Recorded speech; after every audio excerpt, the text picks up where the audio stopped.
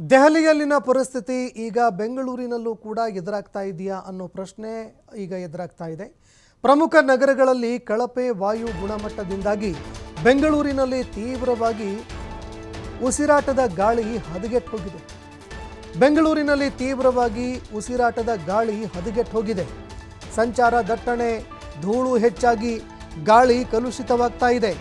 ಬೆಂಗಳೂರಿನಲ್ಲಿ 140ರಿಂದ 175ಕ್ಕೆ ಗಾಳಿಯ ಗುಣಮಟ್ಟ ಕುಸಿತ ಆಗಿದೆ. AQI ಏರ್ ಕ್ವಾಲಿಟಿ ಇಂಡೆಕ್ಸ್ ಅಂತ ಏನು ಹೇಳ್ತೀವಿ, ಅದು ಈಗ 175ಕ್ಕೆ ಕುಸಿತ ಆಗಿದೆ.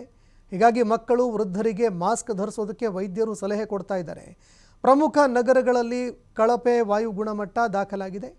ಬೆಂಗಳೂರಿನಲ್ಲಿ ಆಕ್ಸಿಜನ್ ಲೆವೆಲ್ ಕಡಿಮೆ ಆಗ್ತಾ ಇದೆ, ಜೊತೆಗೆ ಧೂಳು ಹಾಗೆ ಆ ವೆಹಿಕಲ್ಗಳ ಒಂದು ಹೊಗೆ ಜಾಸ್ತಿ ಆಗ್ತಾ ಇದೆ. ಹೀಗಾಗಿ ಗಾಳಿಯ ಗುಣಮಟ್ಟ ತೀವ್ರವಾಗಿ ಹದಗೆಡ್ತಾ ಇದೆ. ಕೇವಲ ದೆಹಲಿಯಲ್ಲಿ ಮಾತ್ರ ಈ ರೀತಿಯ ಒಂದು ಪರಿಸ್ಥಿತಿ ನೋಡೋದಕ್ಕೆ ಸಿಗ್ತಾ ಇತ್ತು. ಆದರೆ ಈಗ ಬೆಂಗಳೂರು ಕೂಡ ಗ್ಯಾಸ್ ಚೇಂಬರ್ ಆಗ್ತಾ ಇದೆಯಂತ ಅನೇಕ ತಜ್ಞರು ಎಚ್ಚರಿಕೆ ಕೊಡ್ತಾ ಇದ್ದಾರೆ.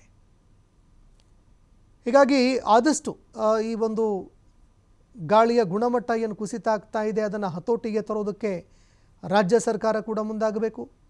ಜೊತೆಗೆ ಪ್ರಯಾಣಿಕರು ಕೂಡ, ಸಾರ್ವಜನಿಕರು ಕೂಡ ಸಾಕಷ್ಟು ಸಾಧ್ಯವಾದಷ್ಟು ಸಾರಿಗೆ ವ್ಯವಸ್ಥೆಯನ್ನು ಬಳಕೆ ಮಾಡೋದಕ್ಕೆ ಮುಂದಾಗಬೇಕು.